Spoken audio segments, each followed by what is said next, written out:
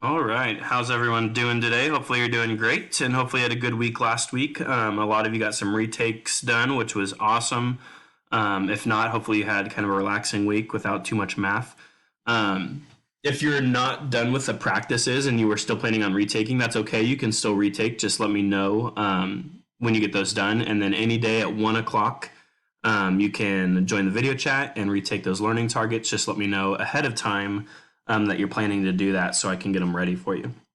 Today we're going to continue rational functions, which we started a week ago before the week of retakes. But more importantly, here's Coda. I took him on a walk up by the riverfront, and I loved this picture with his tongue hanging out. So that's kind of what we've been up to. And I've also had some extra time to sort through some other photos. Here's me with a bear, a black bear, up in Minnesota on a mission trip. I like that one. It's a good one. The classic niece in her Baba costume pouting on the stairs. That's a good one. There's Coda when he was a baby with his Mizzou scarf on. He's so tiny. And there's me as a baby. Well, sort of baby. And apparently I'm holding a snake, which is terrifying. I think that's a snake. There's no way that's a worm. That's got to be a snake. And what you've been waiting for, rational functions. So once again, this is a review from the other day. Just a quick reminder, a rational function is an equation or a function in which the variable is in the denominator. That's what makes it rational. Remember, anything that's rational can be written as a fraction. So typically when we're talking about a rational function, we're talking about a fractional function with a variable in the denominator. If the variable was not in the denominator, then that would just be a polynomial, right? Like if I had 2x, that's just a line, or 2x squared, that's a quadratic. Those are polynomials.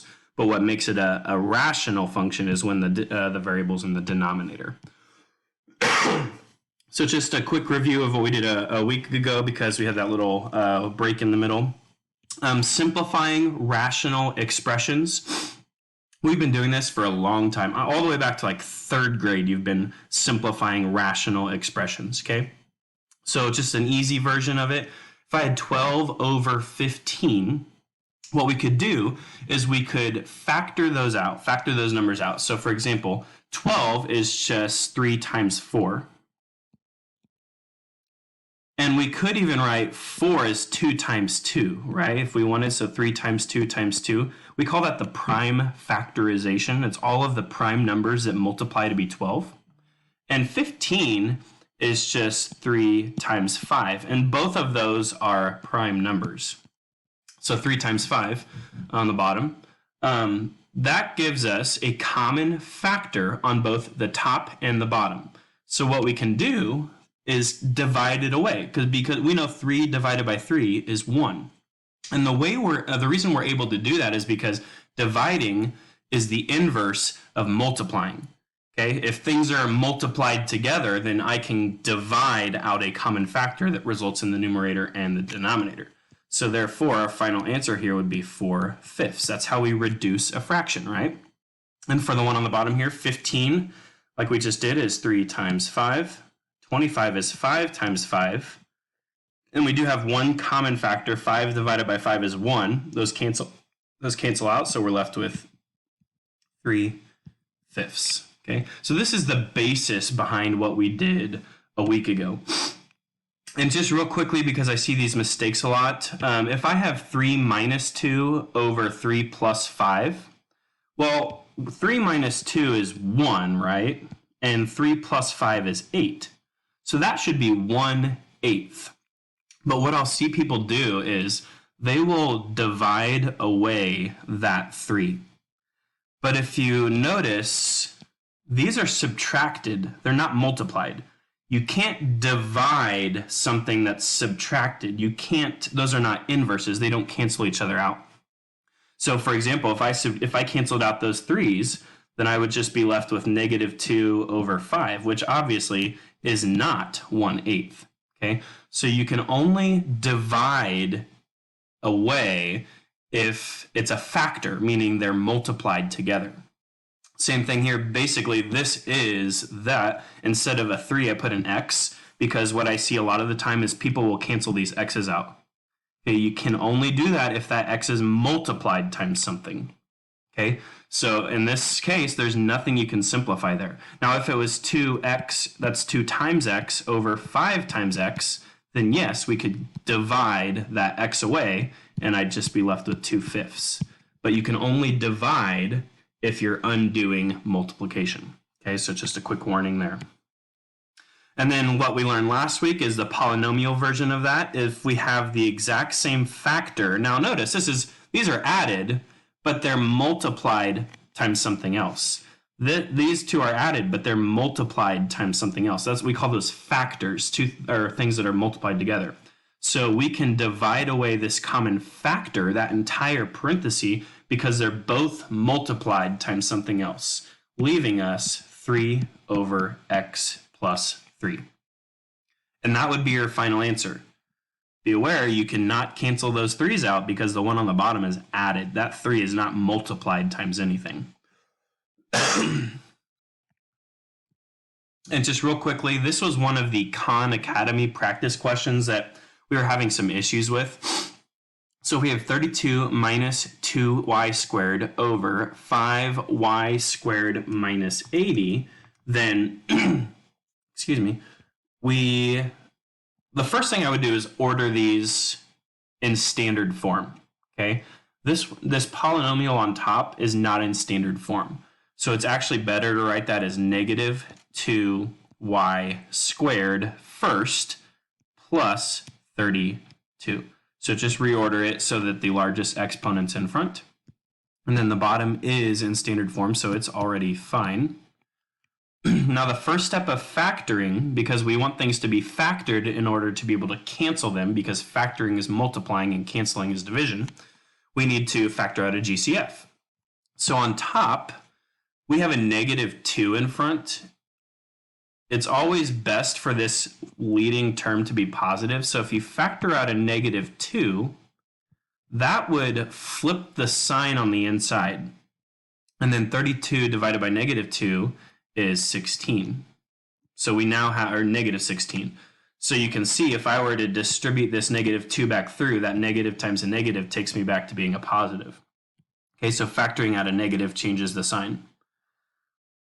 Over, and then on bottom we have a 5 that we could factor out, which leaves me y squared minus 16 as well. Now, in this case, you can already see a common factor. Now, you might remember this is called a difference of squares. So technically, we could factor this as y plus 4 times y minus 4. But we can already see that it's the exact same factor on the top and the bottom. So you can just cancel those right away. You don't even need to factor any further. And your answer is just what's left. So our answer would be negative 2/5. So actually, all of the variables canceled out there. Okay, so negative 2 over 5 was the answer. Now, on the bottom, remember, you can never have 0 on the bottom of a fraction, okay? You cannot divide by 0. It's undefined in math, okay? So what you have to do is determine any zeros of the the denominator that occur at any point. So even though this canceled out, we still have to consider it because in the original equation, it's not canceled out. So for example, if I set y minus 4 equal to 0, I would get y equals 4. And if I set y plus 4 equal to 0, I get y equals negative 4. Okay, those are values that y cannot equal. Otherwise, you'll get 0 in the denominator in the original function. So negative 4 and positive 4 are both answers that have to be excluded. Okay, and you can see if I go back to the original function here, it's not factored, but I could still plug in 4 or negative 4, and you would see that that causes the denominator to be 0. So if I type this denominator 5, but then I plug in a 4 for y squared minus 80, that is a value that causes the denominator to be 0. Okay, so those are the values that cause this expression to be undefined. Okay, so that was the final answer for your Khan Academy practice. All right, today we're going to multiply and divide rational functions. So the last week we just simplified. That was all a review of simplifying. Now we're going to multiply and divide. And really, it's very, very, very similar. This is a pretty easy lesson, okay? So first things first, let's review what we know here. So 4 is just 2 times 2, right? Over 5 is just 5. And then we have times 15 is just 3 times 5. So if I factor all of these out, and then 8 is 4 times 2, or you could write that as 2 times 2 times 2 if you factored that all the way out. Multiplying is really just straight across in fractions, right? If I multiplied two fractions, for example, like 1/2 times 2/3, we just multiply straight across the top would be 2, and multiply straight across the bottom, we would get 6, and then we could reduce that. But when you multiply fractions, basically you just are making it one big fraction. Everything is multiplied together. It's that times that times that times, it's all just multiplied straight across. So you can kind of assume it's basically just one big fraction. And now at this point, you can divide out any common factors that happen in the numerator and the denominator. So we have a 5 and a 5, a 2 and a 2, another 2 and another 2, and then I have a 3 on top and a 2 on bottom left over. So our answer would be 3/2. Okay. And then I will get to this in a second. Well, let's just do multiplying first, okay? So now let's do kind of a rational function version of that. So we have some rational expressions here with variables, okay? Multiplying, once again, is basically just creating one big fraction in which everything is multiplied. So if I wanted to combine these together, and really you could keep the constants separate. So the coefficients here would just be 5 times, and then 6 is just 2 times 3. It's all multiplied straight across. And then I have x squared times x would be x cubed, and then y cubed. And if you wanted to, you could even write x cubed as x times x times x, if that helps you, and y cubed is y times y times y. But we should be able to simplify rational expressions. That was on our very first test. And then we have a 2 times a 10 is 2 times 5, or 2 times 10, 2 times 2 times 5. And then I only have this one x on bottom, and then y squared times y would be y cubed. All right, we now can cancel. This is the easy part. Once we kind of have everything factored out, we have a 5 on top, a 5 on bottom, a 2 on top, a 2 on bottom. We have a y cubed on top, which cancels with a y cubed on bottom. And then we have these x's. We have x cubed on top. Oops, sorry, that was supposed to be a highlighter. We have x cubed on top and x on bottom. Okay, that simplifies to x squared, right? One of each of those x's would cancel. So one of these x's cancels with that x, and you're left with that x squared on top. Okay, we did that on our very first test. You might remember that we subtract the exponents there.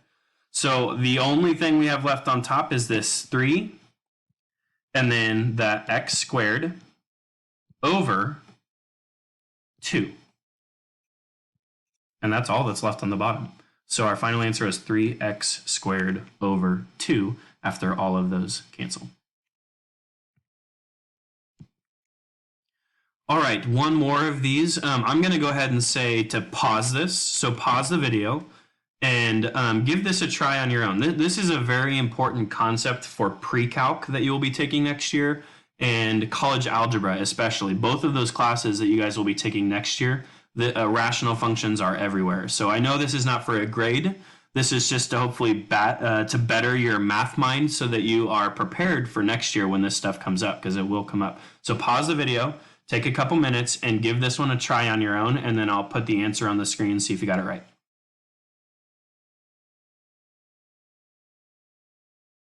All right, hopefully you gave that a try on your own. I'll go ahead, I have it all factored out right here. So we have 5, and then 27 is 3 times 3 times 3. And then on the bottom we have 3, and then 15 is 3 times 5. So that's all these coefficients up front. And then I